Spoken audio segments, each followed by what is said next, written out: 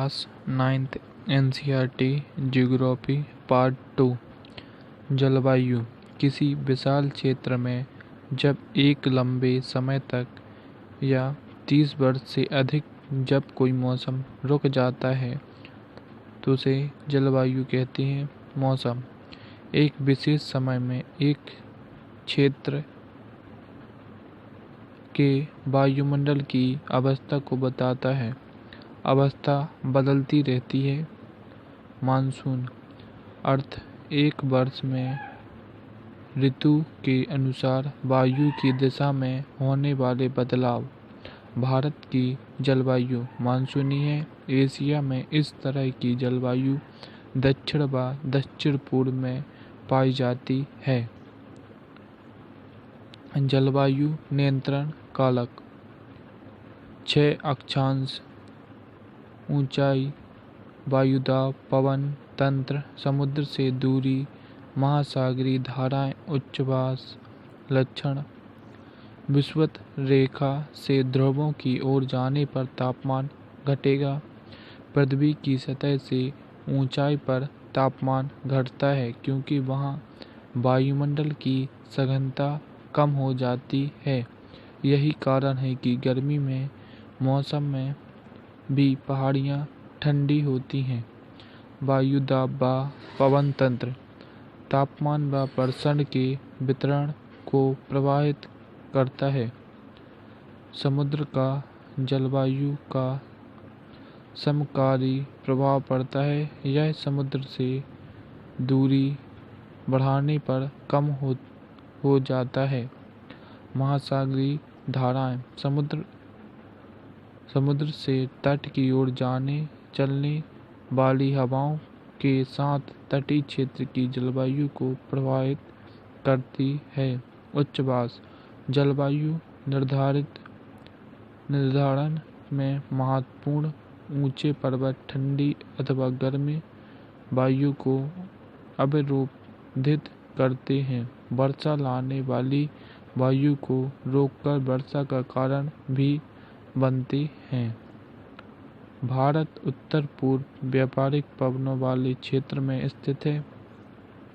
उत्तरी गोलार्ध के उपोष्ण कटिबंधीय उच्चवास दाब पेटियों से उत्पन्न होती है।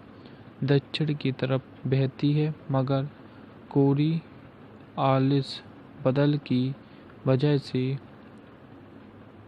ये दाएं तरफ विक्षेपित होकर निम्न दाब वाले क्षेत्र की ओर बढ़ती है। कोरियालिस बल पृथ्वी के घूर्णन की वजह से उत्पन्न होता है जो कि आभासी बल होता है। इसकी वजह से पवनें उत्तरी गोलार्ध में बाईं व दक्षिणी गोलार्ध में बाईं ओर विक्षेपित हो जाती हैं। फेरेल का नियम भी कहते हैं। जेट धाराएं क्षोभमंडल में 12,000 मीटर से अधिक ऊंचाई पर बहने वाली पश्चिमी हवाएं हैं। गर्मी में गति 110 किलोमीटर प्रति घंटा और सर्दी में गति 184 किलोमीटर प्रति घंटा। हालांकि बहुत सी जेट धाराओं को पहचाना गया है जिनमें सबसे स्थिर है मध्य अक्षांशीय व उपोष्ण कटिबंधीय जेट धाराएं। भारतीय मानसून भारत की जलवायु को मानसूनी जलवायु भी कहते हैं। ग्रीष्मकालीन मानसून गर्मियों में सूर्य की किरणें सीधी कर्क रेखा पर पड़ती हैं जिससे भारत में तापमान बढ़ जाता है व निम्न वायुदाब का क्षेत्र बन जाता है यहाँ, जिससे हिंद महासागर से चलने वाली हवाएं अपने साथ नमी लेकर पहुंचती हैं। इन्हीं नमी युक्त पवनों को मानसून कहते हैं। भारत की त्रिभुजाकार आकृति होने की वजह से यह मानसून 2 भागों में बट जाता है। पहला अरब सागर। इस मानसून को दक्षिण पश्चिमी मानसून भी कहते हैं। यह मानसून 3 धाराओं में बंटकर भारत में प्रवेश करता है। पहली धारा केरल के तटों पर सबसे पहले वर्षा कराती है। वह केरल में पर्वतों के पश्चिमी ढलान पर ही समाप्त बादल बरस जाते हैं, जिस कारण पूर्वी ढलान पर छाया वृष्टि क्षेत्र बन जाता है। दूसरी धारा कर्नाटक व मध्य प्रदेश में नदी घाटियों के बीच वर्षा करती है।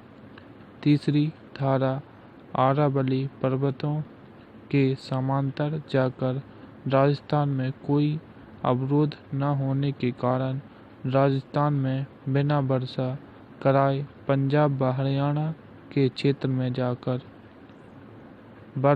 वर्षा करते हैं। ग्रीष्मकालीन मानसून।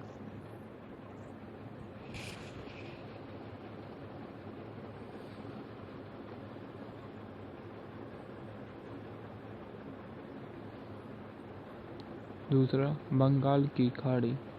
इस मानसून की पहली धारा म्यांमार की तरफ चली जाती है और दूसरी धारा गारो खासी जयंती के मध्य फंसकर घनघोर वर्षा कराएगी। मासीराम सर्वाधिक वर्षा वाला क्षेत्र इन्हीं पहाड़ियों के मध्य स्थित है। तीसरा धारा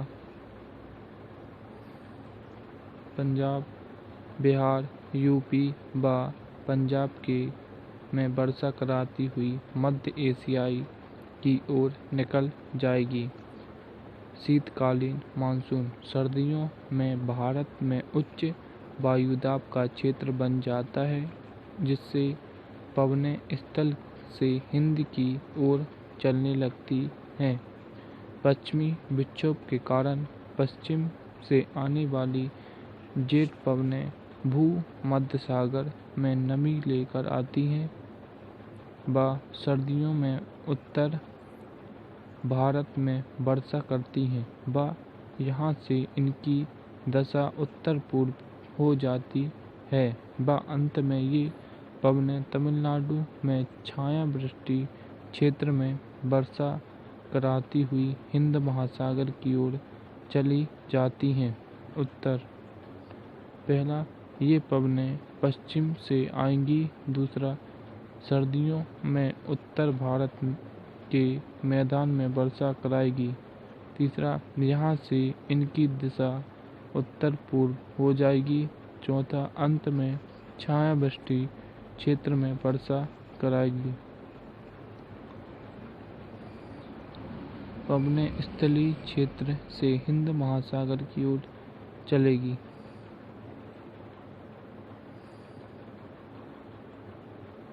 एल नीनो। प्रशांत महासागर में दक्षिणी अमेरिका के पेरू तट पर निम्न वायुदाब उत्पन्न होने के कारण हिंद महासागर और पश्चिमी प्रशांत महासागर से सभी पवनें निकलकर पूर्वी प्रशांत महासागर तक पहुंचकर वर्षा कराती है, जिससे दक्षिणी पूर्वी एशियाई भाग में वर्षा नहीं होती व सूखा पड़ता है, जिसका प्रभाव भारत में भी देखने को मिलता है। ला नीनो। एल नीनो का विपरीत प्रभाव है, जो कि एल नीनो के कुछ समय बाद जरूर आता है। प्राकृतिक वनस्पति और वन्य प्राणी। भारत विश्व के मुख्य 12 जैव विविधता वाले देश में से एक है। लगभग 47,000 विभिन्न जातियों भारत में पाई जाती हैं, जिस वजह से विश्व में 10वें व एशिया में चौथे स्थान पर है। 15,000 फूल के पौधे हैं। विश्व के फूलों के पौधे का 6%, 90,000 जातियों के जानवर, विभिन्न प्रकार के मछलियाँ ताजे व समुद्री पानी में पाई जाती हैं। प्राकृतिक वनस्पति अर्थ वनस्पति का वह भाग जो मनुष्य की सहायता के बिना पैदा होता है व लंबे समय तक उस पर मानवीय प्रभाव नहीं पड़ता। अक्षत वनस्पति वनस्पति जगत किसी विशेष क्षेत्र में पौधे की उत्पत्ति, वनस्पति व अन्य प्राणियों में विविधता भिन्नता पाई जाती है, जैसे धरातल, भूभाग, मृदा, जलवायु, तापमान, वर्षण आदि के अलग अलग होने के कारण। वनस्पति खंडों के तापमान की विशेषताएं। वनस्पति खंड औसतन वार्षिक तापमान जनवरी से औसतन तापमान डिग्री से और टिप्पणी। वनस्पति खंड उष्ण औसतन वार्षिक तापमान 24 डिग्री सेल्सियस से अधिक और जनवरी से अब औसतन तापमान 18 डिग्री सेल्सियस से अधिक और टिप्पणी कोई पाला नहीं। उपोष्ण 17 से 14 डिग्री सेल्सियस और जनवरी से औसतन तापमान 10 से 18 डिग्री सेल्सियस कभी कभी पाला। और शीतोष्ण में औसतन वार्षिक तापमान 7 से 17 डिग्री सेल्सियस और जनवरी से औसतन तापमान -1 डिग्री सेल्सियस से -10 डिग्री सेल्सियस कभी पाला कभी बर्फ। अल्पाइन 7 डिग्री से कम, -1 डिग्री सेल्सियस से कम और बर्फ। अधिक वर्षा वाले क्षेत्र में ज़्यादा सघन वन पाए जाते हैं, कम वर्षा वाले वन की अपेक्षा। पारिस्थितिकी तंत्र पृथ्वी पर पौधों का जीवों का वितरण मुख्य रूप से जलवायु द्वारा निर्धारित होता है। किसी भी क्षेत्र के पादप तथा प्राणी आपस में तथा अपने भौतिक पर्यावरण से अंतर संबंधित होते हैं व एक पारिस्थितिकी तंत्र का निर्माण करते हैं। बायोजीनोम धरातल पर एक विशिष्ट प्रकार की वनस्पति या प्राणी जीवन वाला विशाल पारिस्थितिकी तंत्र होता है। पहचान पादप पर आधारित होती है। वनस्पति के प्रकार 5। पहला, उष्णकटिबंधीय वन सदाबहार। दूसरा, उष्णकटिबंधीय पर्णपाती वन। तीसरा, उष्णकटिबंधीय कटीले वन तथा झाड़ियाँ। चौथा, पर्वतीय वन। पांचवा, मैंग्रोव वन। पहला, उष्णकटिबंधीय सदाबहार वन अधिक वर्षा वाले क्षेत्र में पाए जाते हैं। वर्ष भर गर्म व आर्द्र रहते हैं। 60 मीटर या उससे अधिक ऊंचाई। पतझड़ का कोई निश्चित समय नहीं। वृक्ष अबनूस, महोगनी, रोजवुड, रबड़, सिकोना। जानवर में हाथी, बंदर, लेमूर, हिरण, एक सींग वाला गैंडा। पक्षी में चमगादड़ व रेंगने वाले जीव। उष्णकटिबंधीय पर्णपाती वन मानसूनी वन भी कहते हैं। वर्षा 70 सेंटीमीटर से 200 सेंटीमीटर तक 6 से 8 सप्ताह में पत्तियां गिरा देता है। प्रमुख प्रजाति बांस, साल, शीशम, चंदन, शहतूत आदि। शुष्क पर्णपाती वन 70 से 100 सेंटीमीटर वर्षा यूपी बिहार के मैदान में पाए जाते हैं। वृक्ष सागौन, साल, पीपल, नीम, जानवर में सिंह, शेर, सुअर, हिरण, हाथी। पक्षी में छिपकली, सांप, कछुआ। इन क्षेत्रों को साफ करके खेती के लिए उपयोग किया जाता है। प्राकृतिक वनस्पति: उष्णकटिबंधीय सदाबहार वन, उष्णकटिबंधीय पर्णपाती वन, पर्वतीय वन, मैंग्रोव वन, उष्णकटिबंधीय कटीले वन।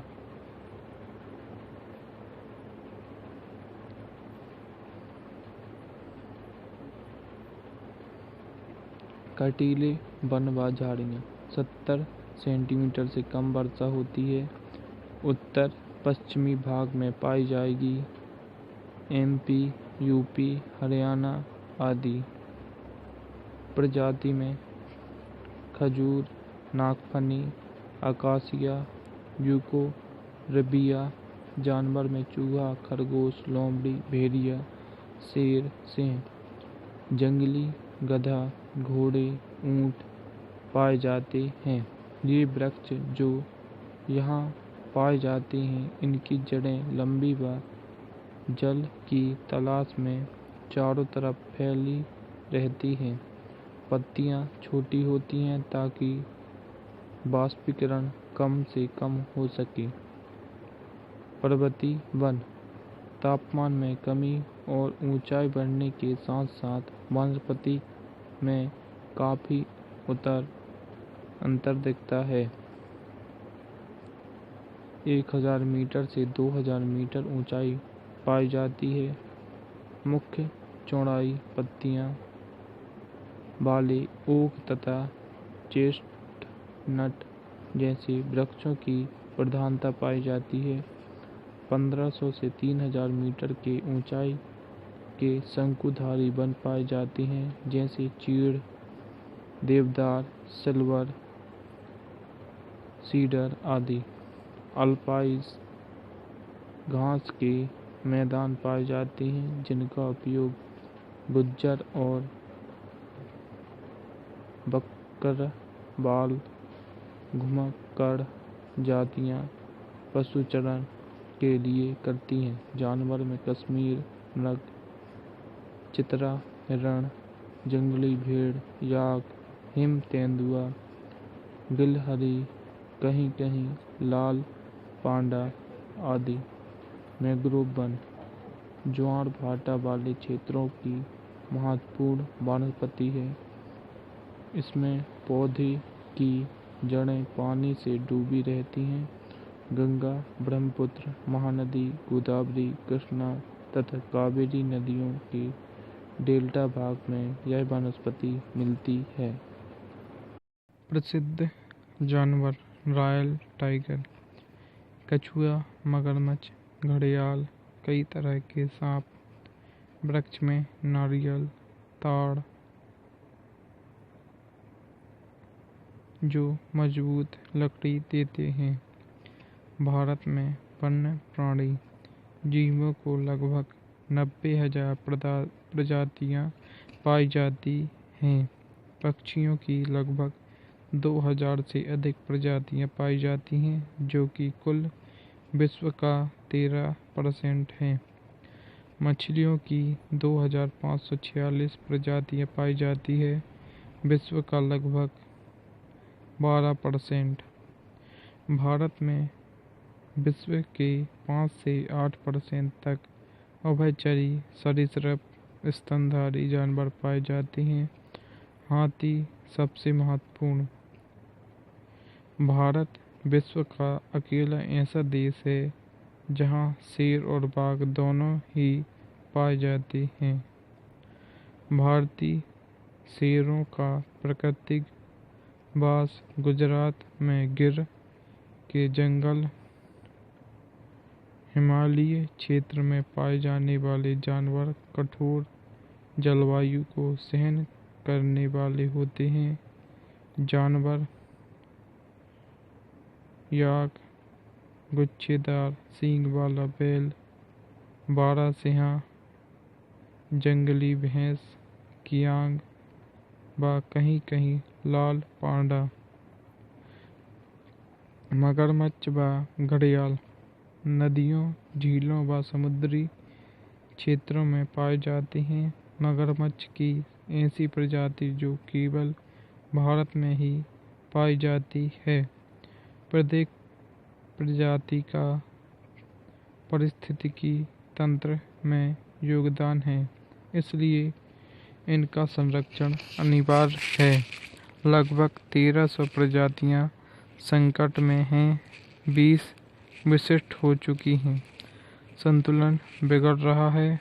असंतुलन का कारण व्यवसाय के लिए शिकार करना, रासायनिक और औद्योगिक अपशिष्ट, तेजाबी जमाव व प्रदूषण, विदेशी प्रजातियों का प्रवेश, कृषि व निवास के लिए वनों की अंधाधुंध कटाई।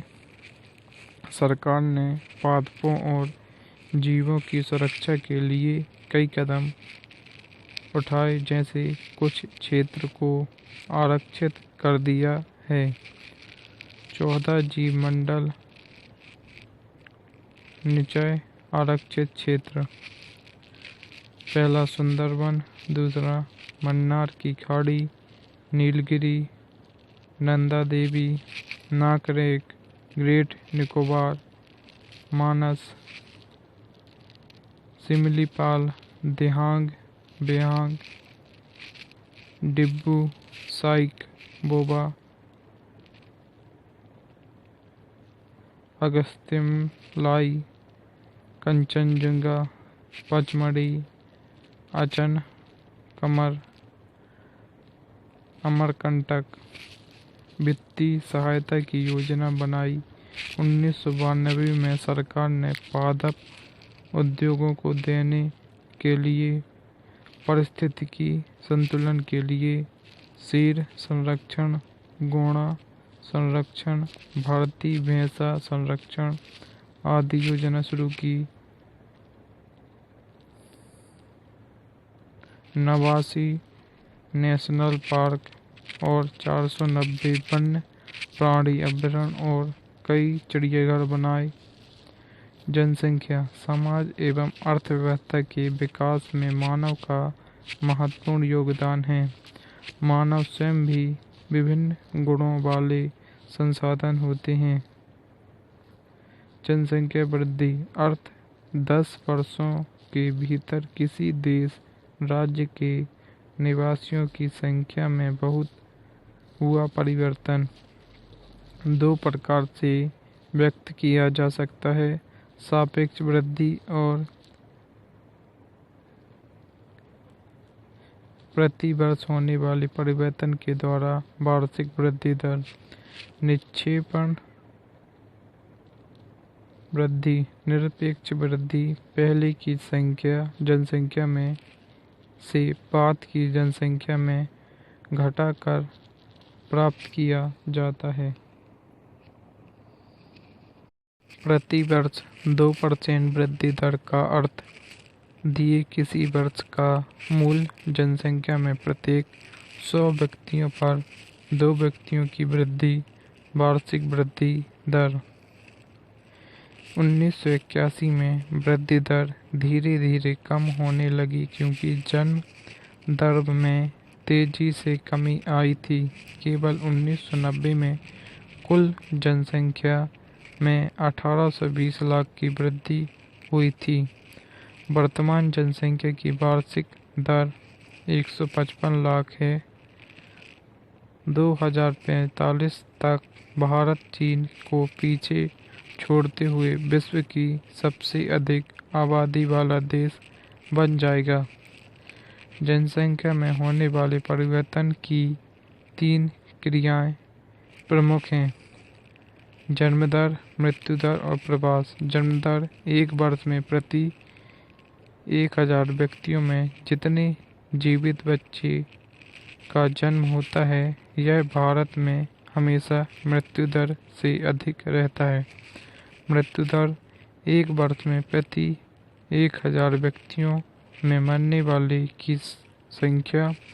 भारत की जनसंख्या में वृद्धि मृत्यु दर में तेजी गिरावट ला रही है। प्रवास दर, लोगों का एक क्षेत्र से दूसरे क्षेत्र में जाकर रहना, आंतरिक देश के भीतर और अंतर्राष्ट्रीय देशों के बीच जनसंख्या में कोई परिवर्तन नहीं लाता, मगर देश के भीतर जनसंख्या वितरण की प्रभावित करता है। आयु संरचना, किसी भी देश में विभिन्न आयु के समूह के लोगों की संख्या बताती है। यह व्यक्ति की आयु, उसकी इच्छा, खरीदारी तथा काम करने की क्षमता को पर्याप्त रूप से प्रभावित करता है।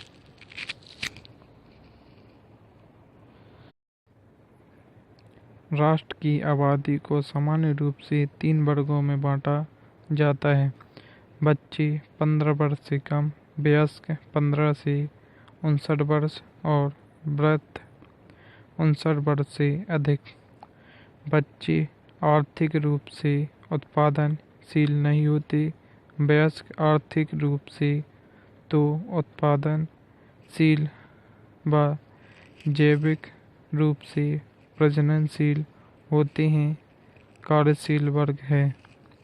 वृद्ध आर्थिक रूप से उत्पादनशील व अवकाश प्राप्त हो सकते हैं। वयस्क 58.7%, वृद्ध 6.9% और बच्चे 34.4%। लिंग अनुपात, प्रति 1000 पुरुषों पर महिलाओं की संख्या। यह पुरुषों व महिलाओं के बीच की सीमा मापने का एक महत्वपूर्ण सामाजिक सूचक है।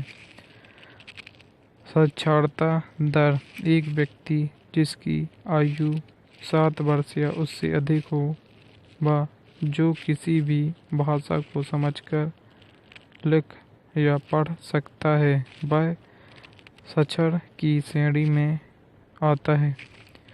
व्यावसायिक संरचना, विभिन्न प्रकार के व्यवसायों के अनुसार जनसंख्या का वितरण। श्रेणियां 3 हैं: प्राथमिक, द्वितीयक और तृतीयक। प्राथमिक में कृषि, पशुपालन, वृक्षारोपण, मछली पालन और खनन। द्वितीयक में उद्योग, भवन निर्माण कार्य।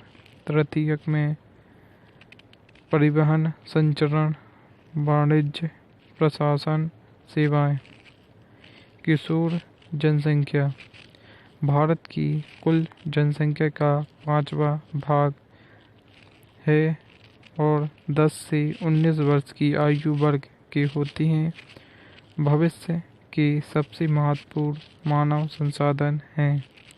राष्ट्रीय जनसंख्या नीति 2014 वर्ष से कम उम्र के बच्चों को फ्री शिक्षा देना, व्यापक स्तर पर बच्चों को बीमारियों से छुटकारा दिलाना, कम उम्र में हो रही लड़कियों की शादी को रोकना, गर्भ निरोधक सेवाओं को पहुंच और खरीद के भीतर बनाना, खाद्य संपूरक और पोषण सेवाएं उपलब्ध कराना। किसी भी राष्ट्र के लिए वहाँ के लोग बहुमूल्य संसाधन होते हैं।